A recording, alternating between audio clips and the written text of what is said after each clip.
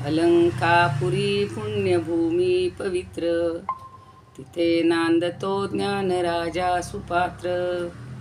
तया आठविता महापुण्यराशी, नमस्कार माझा सद्गुरु ज्ञानेश्वरांसी. नमो नंताय शुद्धाय कूटस्थाय आत्मने नमः. प्रेमांबुधिविहाराय ज्ञानराजाय ते नमः. माधुर्यरसकल्लोलां शिवशक्तिस्वरूपिणीम् अमृतानुभवार्थाय वंदे ज्ञानेशनंदिनीं. ज्ञानदेव गुरु ज्ञानदेव तारू, उतरील पहिलं पारू ज्ञानदेव.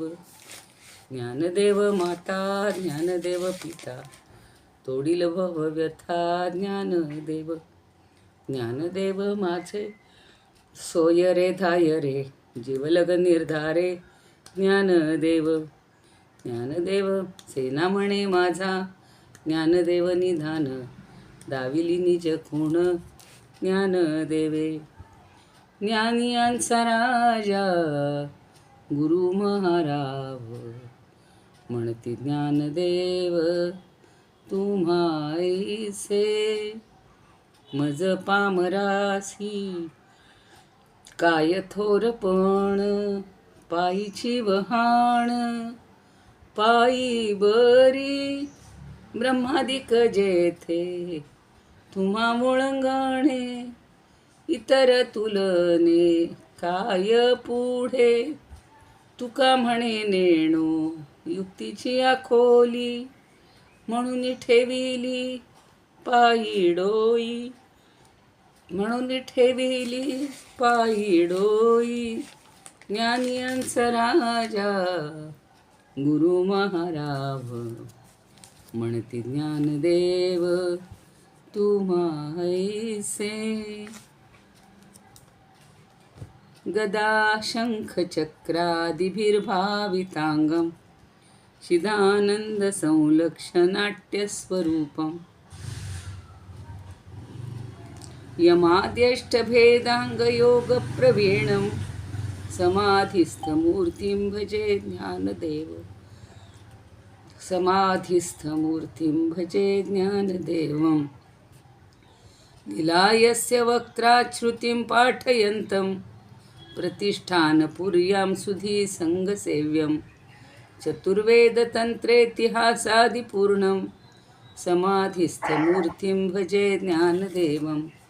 समाधिस्थमूर्तिं भजे ज्ञानदेवं. समाधिस्थमूर्तिं भजे ज्ञानदेवं. ज्ञानेश्वर महाराज की जय. पंढरीनाथ भगवान की जय. जय तू श्रीकृष्ण, जय तू ज्ञानेश्वर. ज्ञानदेवांना, पंढरीनाथांना, श्रीकृष्णाला वंदन करूया. तुम्ही श्रोते जगदीश मूर्ती, तेथे माझी व्युत्पत्ती किती. सर्व श्रोत्यांच्या हृदयस्थ परमात्म्याला वंदन करून आजच्या सेवेला प्रारंभ करूया. कालचे विष्णू सहस्रनामाचे जे श्लोक आहेत ते 2 म्हणताय का कोणी?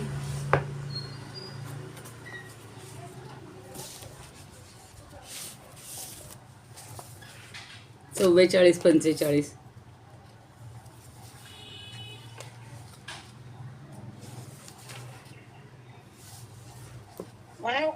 म्हणा.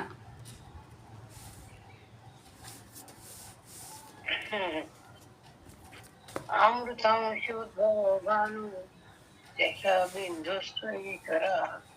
औषधम जगत स्थितु, सत्य धर्म पराक्रम. भूत भव्य भवनाथ, पवन पावन नला.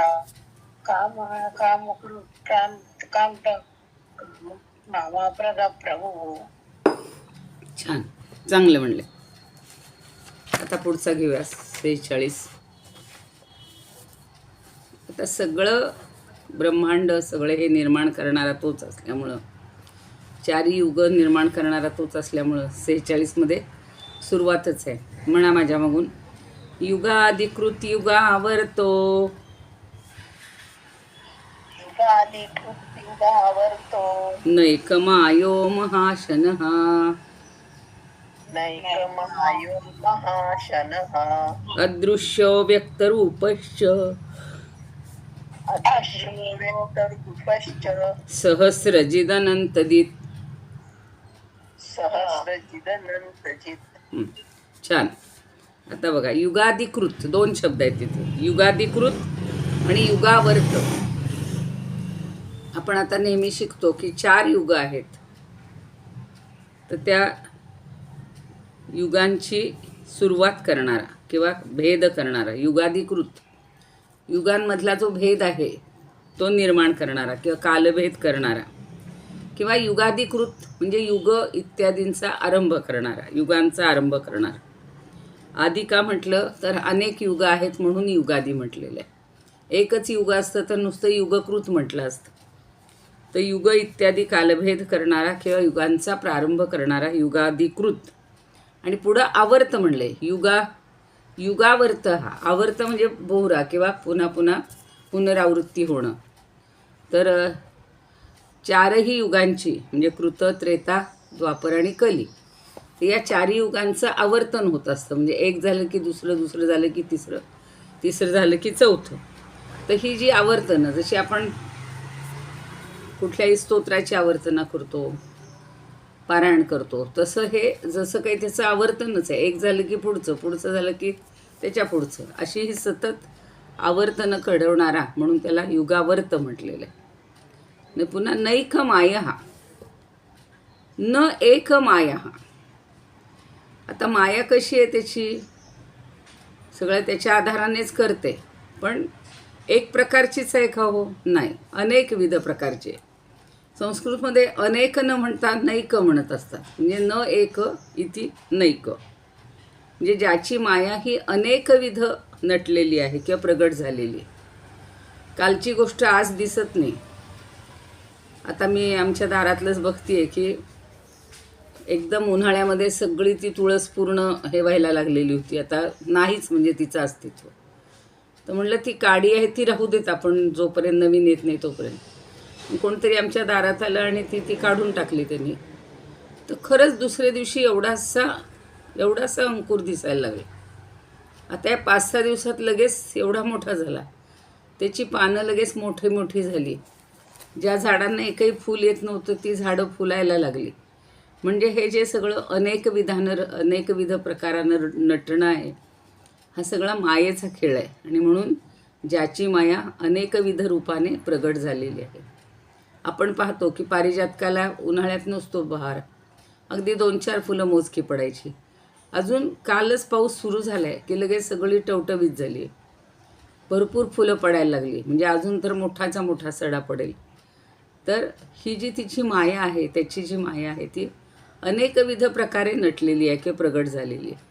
म्हणून नैक माय हा सगळी पुल्लिंगी विशेषण आहे. तर नैक माया नाही म्हणत, ज्याची माया अनेक विधानं आहे असा तो नैकविध हा, नैक माया हा. पुढं महाशन हा, अशन म्हणजे खाणे. आत्ताच कोण सांगत होतं की एखाद्याला इतकी भूक असते की किती खाल्लं तरी कमीच. काल कोणाचं तरी उदाहरण देत होते की 160-170 लाडू बेसनाचे खाऊ शकत होते. म्हणजे आम्ही 10 लाडू 15 लाडू खाल्लेले पाहिलेले आहेत बरं का. आम्ही एका गावामध्ये होतो आणि त्या एक आजी होत्या. तर असे तिथं ती एक देवी होती नवलाई म्हणून, आणि तिच्या निमित्तानं अशा सवाष्णी घातल्या जायच्या. म्हणजे तुमच्या मनातली इच्छा काही असेल, काही एखादी प्रगट केली असेल, त्यासाठी काही नेम केलेला असेल, ती पूर्ण झाली की मग त्या 16 सवाष्णी घालायच्या किंवा असे 50 ब्राह्मण जेवू घालायचे. तर त्यावेळेला त्या आजी इतक्या करायच्या, रोज त्यांचे लाडून हे चालूच असायचे. पण त्या ताट भरूनच आणायच्या. तर काही लोक अक्षरशः अर्ध ताट भरून लाडू वाढले, म्हणजे असे मोजून वाढायचेच नाहीत. जसा भात वगैरे पूर्वी पंक्तीत वाढला जायचा तसं तेवढे खाणार. किंवा गुलाबजामाचे ऐकलेलं आहे काही जण. अगदी काल कोण सांगत होतं की घशात हात घातला, श्रीखंड किती खाल्लं, तर तो म्हणतो माझ्या तोंडात बोट घालून बघा, अक्षरशः घशापर्यंत श्रीखंड आलेलं असतं. आता हे हल्लीच्या लोकांचं म्हणजे आपल्याला वाटतं केवढं खात आहेत, पण याचा आसन किती आहे, याचा आहार किती आहे, तो अत्यंत महान आहे. कसं आहे की कल्पांच्या शेवटी हा सगळं हे सृष्टी, सगळं ब्रह्मांड हे त्याच्यामध्ये सामावून घेत असतो. म्हणजे इतकं त्याला सगळं लागतं खायला. भूक लागली त्याला की सगळ्याचा आहार तो करत असतो. ग्रास म्हणतो आपण, एक घास करतो एखादा, अगदी एखाद्याचा घासच मोठा असतो तसा याचा आहार खूप मोठा आहे. म्हणजे कल्पांते सर्व ग्रसनात महद अशनम अस्य इति महाशन. याचं मोठं अशन आहे, मोठी भूक आहे, मोठा आहार आहे, म्हणून त्याला महाशन म्हटलेलं आहे. पुढे अदृश्य, तो दिसतो का हो कोणाला? नाही, पण जाणवतो, त्याचं अस्तित्व आहे.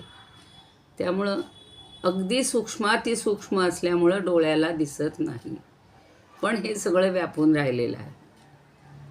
पण पुढचे लगेच आधी म्हणतात अदृश्य हा, आणि लगेच म्हणतात व्यक्तरूप हा. पण तो स्वतःच्या ठिकाणी, आपल्या प्रत्येकाच्या ठिकाणी जाणवत असतो, म्हणून स्वयंप्रकाश आहे तो, आणि प्रगट रूपानेही दिसू शकतो. त्याचं जे रूप आहे ते प्रकटही होतं. आता ज्या वेळेला कुठलाही अवतार घेतात तेव्हा ते प्रकट रूपात येतात, म्हणून व्यक्तरूप हा. एकदा म्हणले अदृश्य, लगेच म्हणतात परस्पर विरोधी, अशी ही सगळी विशेषणं आहेत. कारण तो तसाच आहे, आपल्याला जाणवतो पण दिसत नाही, आणि अचानक कुठल्या तरी रूपात उभा राहतो, म्हणून तो व्यक्तरूप पण आहे. सहस्रजित, कधी एखाद्याच राक्षसाला मारलं असं क्वचित घडले, पण नाही म्हणजे हजारो राक्षसांना जिंकून घेणार किंवा हजारो योद्ध्यांना जिंकून घेणार. रामाने काय केलं होतं, एका वेळेला 14,000 राक्षसांना मारलं. श्रीकृष्णांनी तसंच केलेलं आहे. किंवा मोठमोठाली युद्ध व्हायची तेव्हा होतं, त्यावेळेला सगळ्या असुरांना एका वेळेला अनेकांना मारण्याचं काम करतो, हजारो. म्हणून सहस्रजित, जित म्हणजे जिंकून घेणारा, हजारो असुर योद्ध्यांना जिंकून घेणारा. आणि अनंतजित, आता पुन्हा कसं आहे, अनंत म्हणजे काय, ज्याची मोजमाप करता येणार नाही. तर 14,000 होते म्हणून ते मोजमाप करता आले, पण मोठा ज्या वेळेला हे होतो, म्हणजे संवार होतो, त्यावेळेला तो किती शत्रुवीरांना जिंकून घेतो याची मोजमापच करता येत नाही. असे ढीकच्या ढीक पडलेले होते बघा महाभारत युद्धात काय, किंवा अन्य ठिकाणी पण. आता कृष्णाची सगळी लीला जेव्हा पाहतो तेव्हा त्यानं तर कित्येकांना ठार मारलेला आहे, म्हणून तो असंख्य शत्रुवीरांना जिंकून घेणारा असा आहे. तर याच्यातलं एखादं बघूया. पहिले आता युगाधिकृतच वाचते. युग आदिकृत म्हणजे युगाचा आरंभ करणारा. 4 युगांचा आरंभ करता तो एक भगवंत. काळ निर्मिला जाने स्वतः तो अनादि अनंत. जाणीव देऊन जीव मात्रा करी ज्ञानवंत. जाणीव देऊन जीव मात्रा करी ज्ञानवंत. श्री विष्णूंना म्हणून नाम हे शोभे युगाधिकृत. शोभे युगाधिकृत. तर युगावर्तच आहे बघा, युगांचं आवर्तन घडवणारा. युगायुगांचे चक्र चालवी घडवी युग आवर्तन. युगायुगांचे चक्र चालवी घडवी युग आवर्तन. कृतत्रेता द्वापर कली युगांचे करीतसे नियमन. कृतत्रेता द्वापर कली युगांचे करीतसे नियमन. सृष्टीचक्र हे लय प्रलयातून चालवितो करुणार्थ. सृष्टीचक्र हे लय प्रलयातून चालवितो करुणार्थ. श्री विष्णूंना म्हणून नाम हे शोभे युगावर्त. श्री विष्णूंना नाम म्हणून हे शोभे युगावर्त. आता पुढचा बघूया, समजलं असेल तर. पुढची नावं: स्कंद स्कंदधरो धुर्यो म्हणा.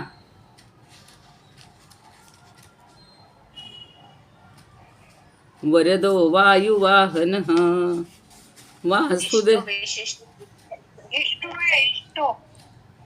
कुठलं? अच्छा, पुढचा आहे आज. चुकून मी पुढच्यातला घेतला, बरोबर आहे. ते पान तिथं उघडलेलं. इष्टो विशिष्ट शिष्टेष्ट शिखंडी नहुषो वृषहा. म्हणा. इष्टो विशिष्ट शिष्ट शिखंडी नहुषो वृषहा. खंडी नवजो वृषहा. क्रोधः क्रोधकृत्कर्ता. क्रोधः क्रोधकृत्कर्ता. विश्वबाहुर्महीधरः.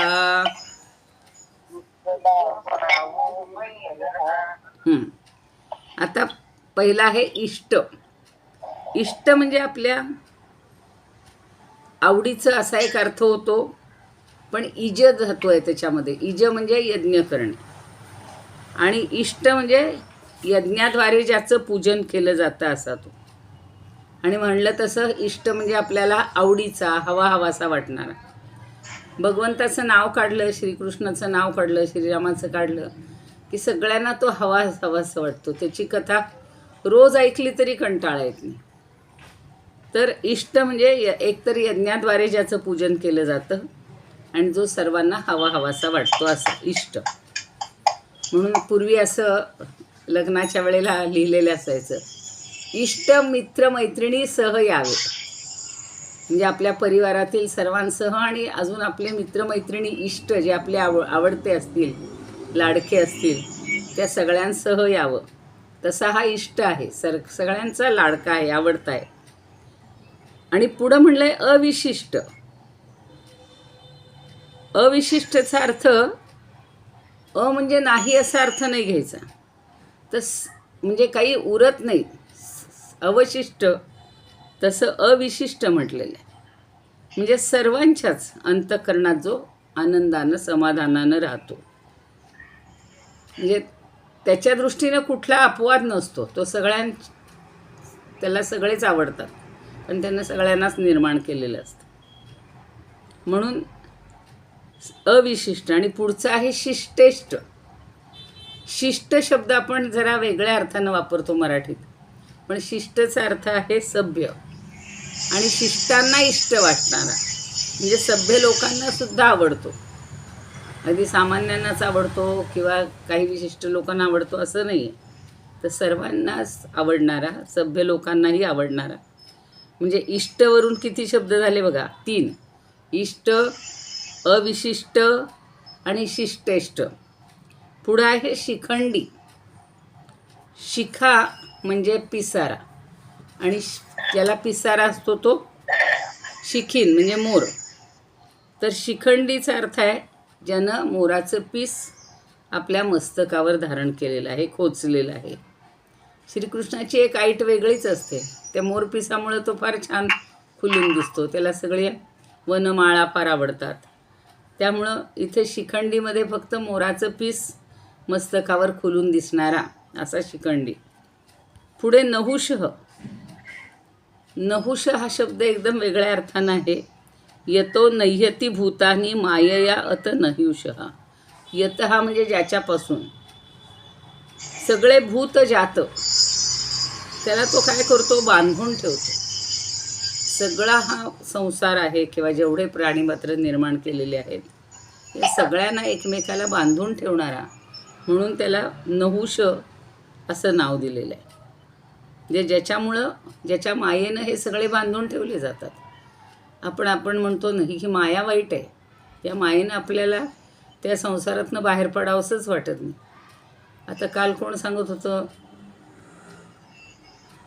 तुमच्यापैकी कोणी सांगितलं का, अगदी दुसरीतली का बालवाडीतली मैत्रीण ती आत्ता म्हणजे आढळली आणि तिच्यामुळं सगळं कुठं जा काय करा. तर असं होतं. म्हणजे आपल्याला किती वर्षांनी कोणाचा शोध लागेल किंवा सापडेल. तर हल्ली शाळांमधून किंवा कॉलेजेसमधून सगळ्यांचा शोध घेण्याचं काम चालू असतं. तर तसं इथं सगळ्यांना बांधून ठेवणारा, म्हणून आपण सुद्धा असे बांधून ठेवले जातो. 60 वर्षापूर्वीची एकदम मैत्री आठवते किंवा ती व्यक्ती भेटली की आपल्याला आनंद होतो. तसं येतो नह्यती भूतानी मायया अतः नयुषः. नह्यती म्हणजे जोडली जातात, बांधून ठेवली जातात. काय वासंती कोण आहे त्यांचा आयडिया. हां, त्यामुळंच तो आवाज नीट येत नाही आहे मला वासंती, आवाज बंद करा तुमचा. पुढे बघा. वृष, हा वृष धातूचा अर्थ आहे वर्षाव. आता नेमका कालपासून पाऊस सुरू झालेला आहे. पण मग हा कशाचा वर्षाव करतो आपल्यावर? तर सगळ्या प्रकारच्या कामना आणि धर्मस्वरूपी धर्मस्वरूपी सगळ्या ज्या कामना आहेत त्यांचा वर्षाव करणारा म्हणून तो वृष हा असं नाव आहे. आता पुढचं पण आहे बघा. क्रोध हा, काल जसा हा म्हणजे नष्ट करणारा. काय करतो हा? क्रोध पण नष्ट करतो. सज्जनांना वाईट वाटतं ना, हे असे दुर्जन किंवा सर्वसामान्य प्राणी जास्त याच्यात रमतात, भगवंताचं नाव घेत नाहीत. तर क्रोध नष्ट करणारा, सज्जनांचा क्रोध नष्ट करणारा. आता तुम्ही म्हणाल मग दुर्जनांचा का करत नाही? तर दुर्जन एकमेकांशी दुष्टपणानंच वागत असतात आणि म्हणून तर त्यांचा शेवटी त्याला नाशच करावा लागतो. नुसता क्रोध नाही नष्ट करून चालत. पुढं म्हणलेलं आहे क्रोधकृत करता. आत्ता मी म्हणलं ते बरोबर तिथं तोच शब्द आलेला आहे. क्रोधकृत म्हणजे क्रोध करणारा, करता म्हणजे तो करणारा, म्हणजे क्रोध करणारे जे दैत्य आहेत त्यांचा नाश करणारा. क्रोधकृत करता. ते सतत दुसऱ्याशी वैरच करत असतात. कंसाने काय केलं तर बहिणीशी वैर केलं. आता आकाशवाणीतनं त्याला समजलं, पण बहिणीवर पार लगेच तलवारच छेदून तिला मस्तक टाकायला निघाला. मग असे जे दुर्जन आहेत त्यांचा क्रोध करणारा किंवा त्यांचा छेद करणारा, दैत्यांचा नाश करणारा. क्रोधकृताम दैत्यादीनाम करता छेदक इति. जे इतरांवर क्रोध करतात त्यांचा छेद हा करत असतो. पुढं विश्वबाहू. आता अजानुबाहू म्हणतात, पण हा विश्वाचेच बाहू आहेत. म्हणजे सगळे संपूर्ण विश्व जे पसरलेलं आहे तर त्याचे बाहुरूपांनीच आहे जणू काही. म्हणजे ज्याचे बाहू सगळीकडे पसरलेले आहेत, विश्वरूपाने पसरलेले आहे, असा हा विश्वबाहू. शेवटचा आहे महीधर. मही म्हणजे पृथ्वी, पण महीधर म्हणजे पृथ्वीला धारण करणारे. अर्थातच पर्वत असाही अर्थ येतो, पण इथे पृथ्वीला धारण करणारा असा अर्थ घ्यायचा. महीधरचा अर्थ दुसरा पर्वत असा पण होतो, पण इथे मात्र त्याचं विशेषण किंवा सगळ्यांकडून पूजा स्वीकारणारा. महीम पूजाम धरणीम वा धरती इति महीधर. मही म्हणजे पृथ्वी, आणि सगळ्यांनी पूजा वगैरे केली तर त्याचंही तो धारण करतो, स्वीकारतो. म्हणून म्हणतात ना, पत्रम पुष्पम फलम तोयम. त्याला काही फार तुम्ही द्यायला पाहिजे असं नाही. नकळत टाकलेलं पानसुद्धा त्या एखाद्या स्त्रीचं त्यांनी स्वीकारलेलं आहे शंकरांनी, किंवा भगवंतही तसंच करतो. तुम्ही तुमच्या शबरीची उष्टी बोरं खाल्ली रामानं, किंवा भगवंताला जे कोणी काय अर्पण करतील ते तो आवडीनं घेतो, पण ते मनापासून दिलं पाहिजे किंवा मनापासून केलं पाहिजे. आता आपण 2 श्लोक झालेले आहेत, इथं थांबूया कारण हा ब्रेक लगेच द्यायलाच लागलेला आहे. तर आता सगळे समजले असतील अर्थ. एखादा त्यातला काव्यमय बघूया.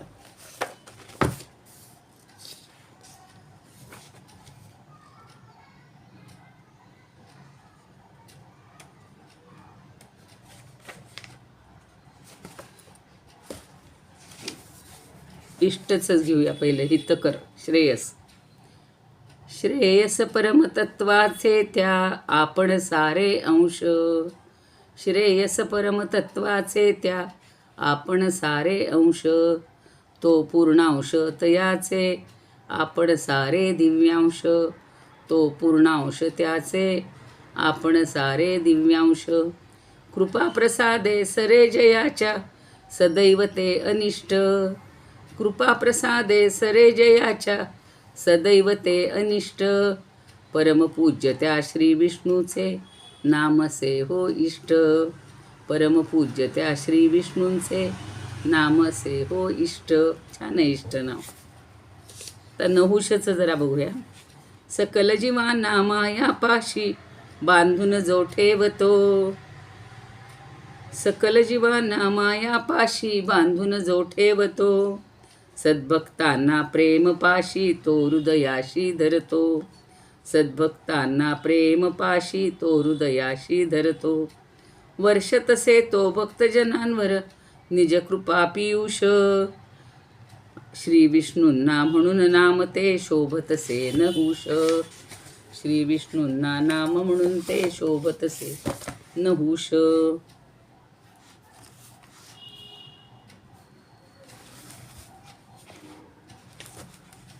एखादं यांच्यातलं घेऊया, थांबायचे पण.